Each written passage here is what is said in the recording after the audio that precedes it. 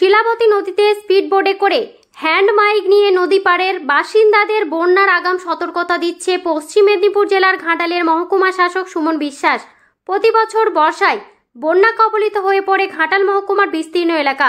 জলে ডুবে রাস্তাঘাট থেকে শুরু করে একাধিক ঘরবাড়ি, নৌকা ও ডিঙির মাধ্যমে চলে যাতায়াত।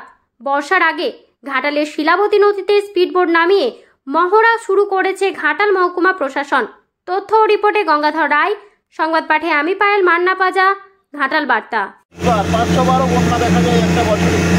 একটু উপরে পুরুলিয়া বা তার উপরে একটু বৃষ্টি হলেই কিন্তু আমাদের ঘাটালে বন্যা এবং এই বন্যাকালীন সময় আমাদের অনেকের জীবনহানির ঘটনা ঘটে থাকে।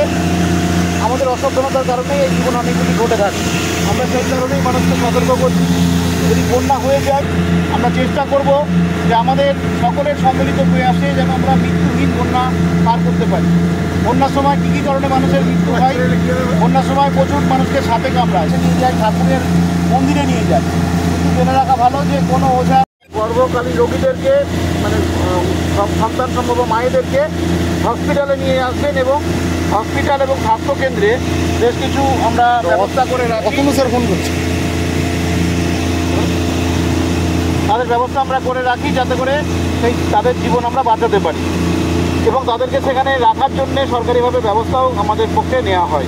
সেই অনুরোধটি করব যে আপনারা অবশ্যই গর্ভাবস্থার অন্তিম লগ্নে সন্তান সম্ভব মায়েদেরকে স্বাস্থ্যকেন্দ্রে এবং নিরাপদ যে আশ্রয়গুলি চিহ্নিত করা হয় সেখানে রাখবেন। আমাদের ঘাট শেল্টার করা থাকে আপনাদের সকলকে বন্যা পরিস্থিতি উদ্ভব হলে